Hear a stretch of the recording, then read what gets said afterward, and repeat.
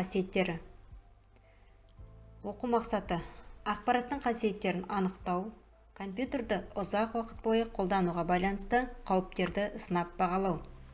Бағалау критерийі: ақпараттың қасиеттерін анықтау, ақпараттың қасиеттеріне мысалдар келтіре білу, компьютермен жұмыс істеудің зиянды жақтарын ескеріп, компьютер денсаулығына кері әсер етпейтіндей жұмыс істей білу. Ақпарат адам үшін қоршаған ортадағы нысандар мен құбылыстар, олардың параметрлері, қасиеттері және жағдайы туралы хабар. Ақпарат күнделікті өмірден бастап әртүрлі салаларға дейін пайдаланылатын көп мағыналы ұғым. Біз төменгі сыныптарда ақпаратты қабылдаудың 5 түрімен таныстық.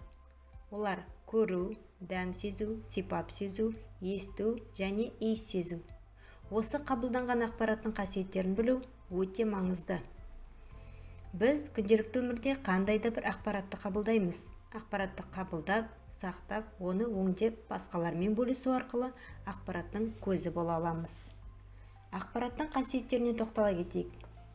Ақпараттың қасиеттері: сенімділігі, толықтығы, өзектілігі, құндылығы, объективтілігі және түсініктілігі. Адамның барлық қызметі ақпаратпен байланысты болғандықтан, тамақ пісіру, автомобильді басқару, үй тұрғызу және тағы басқа сондай секілді қызметтер үшін ол қажетті ақпарат жинап отырады. Ақпарат жинау барысында адам ақпараттың түсініктілігіне, анықтылығына, өзектілігіне, құндылығына және нақтылығына мән береді. Бұл өз кезегінде ақпарат алмасушылардың бір-бірін жақсы түсінуіне, әртүрлі жағдайларды дұрыс талдап, шешім шығаруына көмектеседі. Ақпарат қоршаған ортаның бір бөлігі, оның нысаны. Ал кез келген нысан сияқты, ақпаратты басқа нысандардан ерекшелеуге мүмкіндік беретін белгілі бір қасиеттері болады. Ақпараттарды сипаттау үшін оның қасиеттерін білуіміз керек. Ақпарат сенімділігі: қабылданған ақпарат нақты жағдайға сәйкестігін анықтайды. Сенімді емес ақпарат дұрыс түсінбеуге немесе дұрыс шешім қабылдамауға алып келуі мүмкін. Ақпараттың толықтығы: шешім қабылдауға қажетті ақпарат мөлшерін анықтайтын сипаттама. Ақпараттың толық болмауы нәтижесінде көптеген қателіктерге жол беріледі.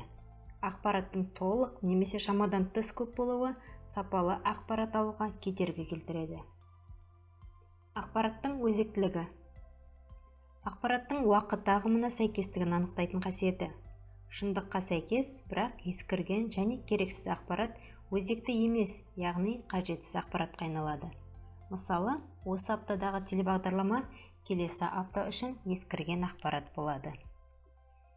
Ақпараттың құндылығы: адамның көздеген қызметінің алуан түрлі саласында пайдалануға жарамдылық қасиеті. Ақпарат объективтілігі: біреудің пікірі мен шешіміне тәуелсіз болуы. Ақпарат түсініктілігі: ақпарат пайдаланушыға түсінікті тілде жазылуы керек. Мысалы, ағылшын тілінде сөйлейтін орта үшін қытай тіліндегі ақпарат түсініксіз болып табылады. Мысал келтіріп көрелік. Сенімді, бірақ өзекті емес ақпарат. Өзекті, бірақ сенімді емес ақпарат. Толық, сенімді, бірақ құнды емес ақпарат. Қолжетімді, бірақ түсініксіз ақпарат. Объективті, бірақ толық емес ақпарат. Түсінікті, бірақ өзекті емес ақпарат.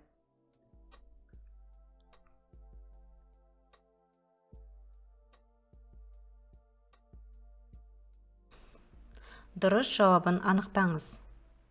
Нұр-Сұлтан қаласына бару үшін пойызға отыру керек. Екінші нұсқа: Нұр-Сұлтан қаласына бару үшін таңдалған күнге, уақытқа, рейске және орынға билет сатып алып, жол серке көрсетіп, пойыздағы белгіленген орынға отыру керек. Практикалық жұмыс: ақпаратты жинау, сақтау, талдау, өңдеумен айналысатын қандай мамандықтарды білесің? Олардың тізімін жаса. Ақпарат көзі: ақпарат алушы өзің болатын жағдайларға мысал келтір. Кешке қарай сабақтан қайтқан кезде сыныптасын Төртінші. Кешке қарай сабақтан қайтқан кезде сыныптасын күтпеген жерден қоңырау шалып, ертеңгі сабақ кестесі өзгеретінін ескертті. Сыныптасың саған жаңа сабақ кестесін берді. Бұл ақпаратта сен үшін қандай қасиеттер бар?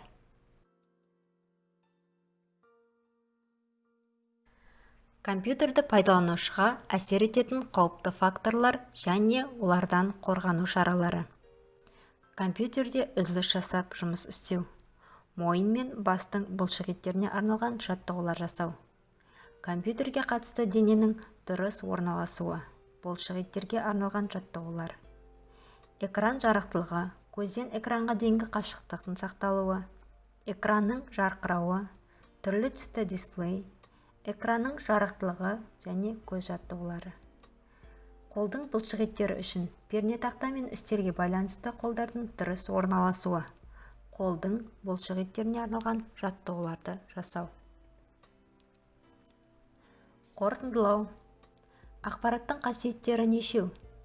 Болған оқиға туралы ақпаратты 2 күн өткеннен кейін жарияласа, ақпарат өзекті болады ма? Үйге тапсырма. Компьютермен жұмыс істеудің зиянды жақтарын ескеріп, компьютер денсаулығына кері әсер етпейтіндей жұмыс істеу ережесін құрастыр. Құрастырған ережең денсаулығыңды қорғауға қаншалықты көмектесетіндігін бағала.